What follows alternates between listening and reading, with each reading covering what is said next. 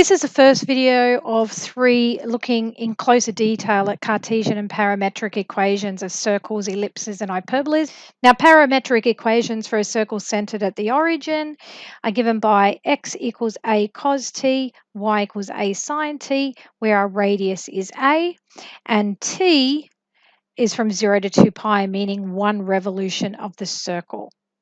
Now, the domain and range of the circle can be found from the parametric equations. The domain of the function with rule x equals a cos t is from negative a to a, hence the domain is from negative a to a. The range is from the rule y equals a sin t, so that's negative a to a, so the range is negative a to a. Personally, I find it's easier to think about the domain and range once you get the Cartesian equation. Now, parametric equations are a circle where the centre is hk and the radius a is described by the parametric equations x equals h plus a cos t and y equals k plus a sin t.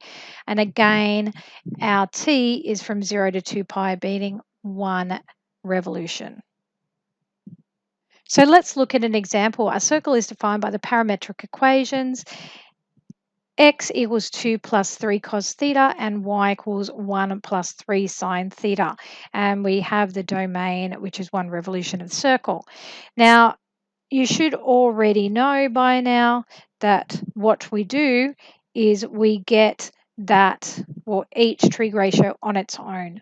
So rearranging the equation to get cos theta on its own would be x minus 2 all over 3. So from equation 1, we get equation 3.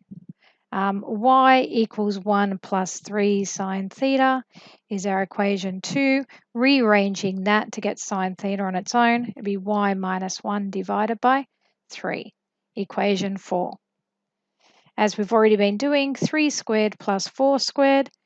And the reason why we square the two equations and add them is we end up with our trig identity. So we have x minus 2 over 3 all squared plus y minus 1 all over 3 all squared. There is our trig identity. So it's 1 equals and x minus 2 all squared over 9 plus y minus 1 all squared all over 9. You'll see you get the common denominator. So you can times everything by 9. Which will give you 9 equals x minus 2 all squared plus y minus 1 all squared. So it's a circle. Centre is 2, 1, and the radius equals 3 units. Now, domain, if the centre is 2, 1, then you know, and the radius is 3, you know your domain has to be from negative 1 to 5. And the reason for that, 2 minus 3 is your negative 1, and then 2 plus 3 is your 5, working with the x coordinate of the centre. The range is going to be negative 2 to 4. So using the y coordinate of the centre, you'll have 1 minus 3 is negative 2 and 1 plus 3 is your 4.